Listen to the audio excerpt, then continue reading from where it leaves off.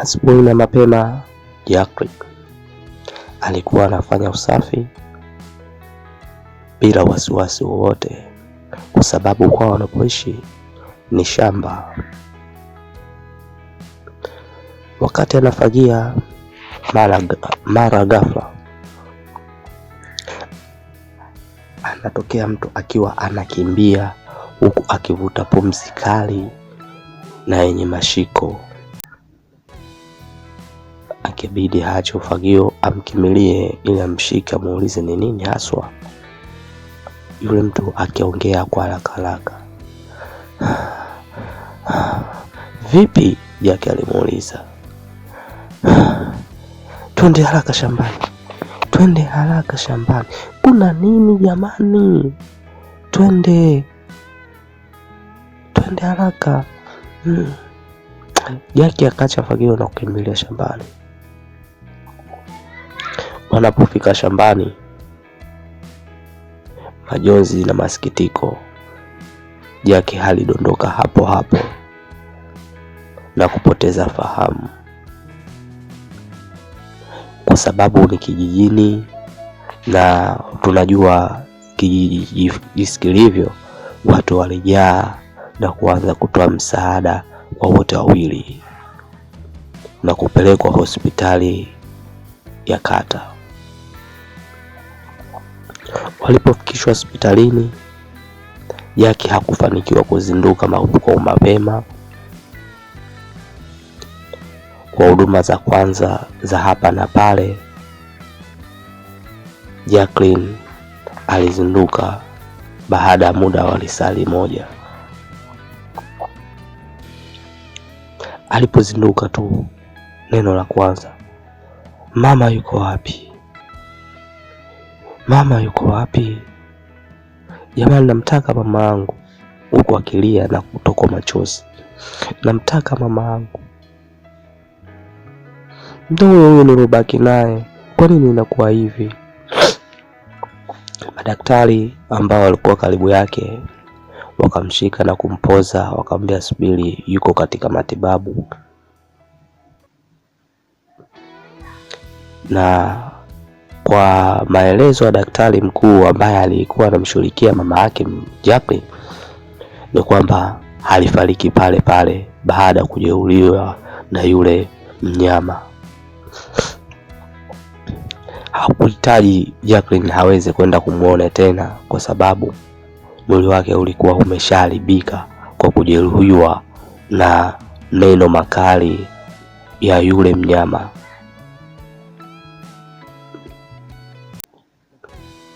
Kwa sababu alishatenganishwa kichwa na kiwiliwili, ngozi tu ndio ilikuwa inaning'inia ya kichwa, na uso wote ulikuwa hautamaniki kwa majeraha ya kucha, meno. Ili wapa ugumu kumpeleka Jacqueline kumuona mama yake japokuwa amefariki.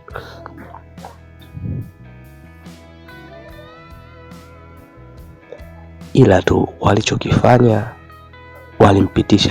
walimtoa kwa nje, wakampitisha kwa dirishani na kuonesha mwili wa mama yake ukiwa umeshafunikwa na shuka iliyofunika ilikuwa imeloa damu. Shuka nyeupe ilikuwa nyekundu. Jackie alidondoka pale dirishani na kupiga magoti na kushika dirisha huku akiliangalia chumbani alipokuwa mama yake.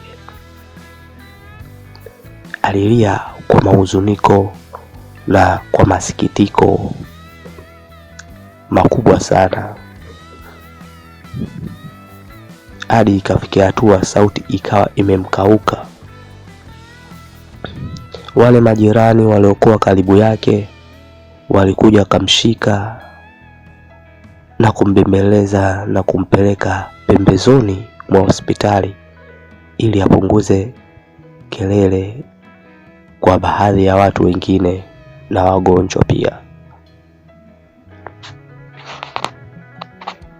Jackie kwa kilio kile mwili ukapata joto na zima tena.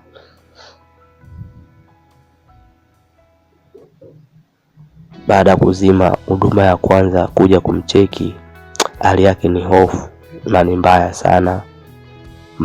Madaktari wa hospitali hilo wakamchukua wakampeleka chumba cha emergency, ambacho kila wakimjaribu azinduke wapi. Ikatoka transfer ya kumpeleka hospitali ya mkoa.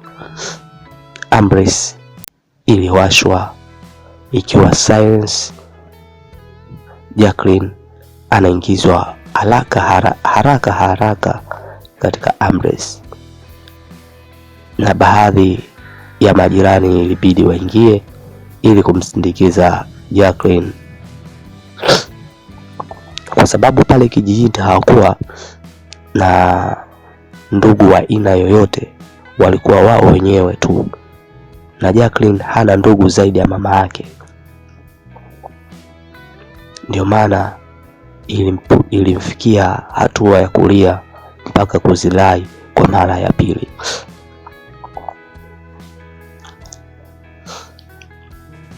Majirani na ndugu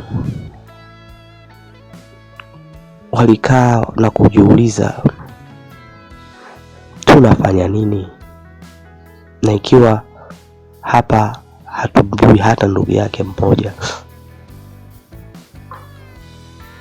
Katika harakati hizo na misukosuko hiyo,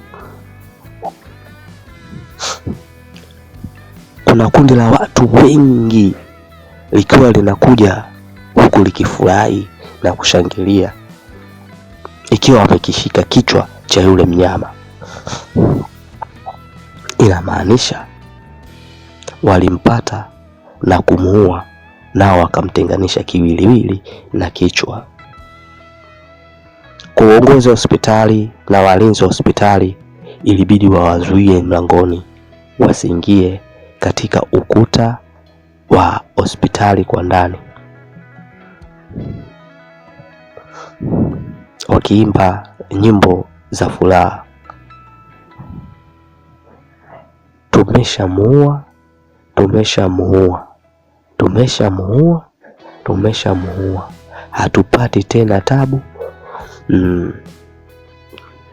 Nyimbo za furaha. Japokuwa walikuwa wanashangilia, kuna baadhi yao walikuwa hawajui kinachoendelea.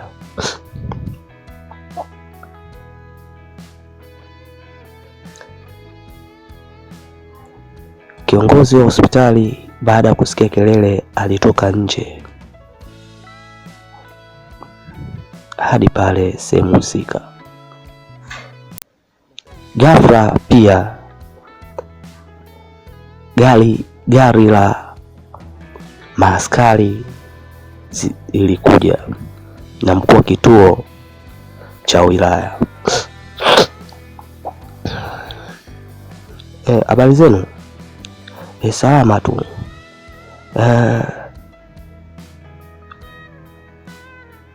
Najua mna furaha kubwa ya kumuua huyo mnyama, lakini tunaomba tafadhali, kelele hazitakiwi maeneo ya hospitali, kwa sababu tuna wagonjwa wengi, na mnajua kama hili ni eneo la tiba, na kuna baadhi ya wagonjwa huwa hawahitaji kupata kelele za aina yoyote. Kwa hiyo tunaombeni mtulie na mpunguze jazba kwenu wapole. Akatokea kijana mmoja, wagonjwa wetu wanaendeleaje? Akamwambia, wagonjwa wenu mmoja kutokujua alifariki pale pale, na mmoja tumemuaisha hospitali ya mkoa kutokana na hali yake jinsi ilivyo, na hospitali yetu hii hatuwezi kumpatia tiba. Huzuni ukafika pale. Maaskari walifika pale wakamkamata yule ambaye aliyeshika kichwa na kumweka ndani ya defender, akajibu maelezo au wakachukue maelezo yake. Kipindi wao wanamchukua, raia ambao walikuja nao waligoma, akasema hapana, tunaenda wote. Defender anapondoka nao wakawa nyuma kuelekea kule.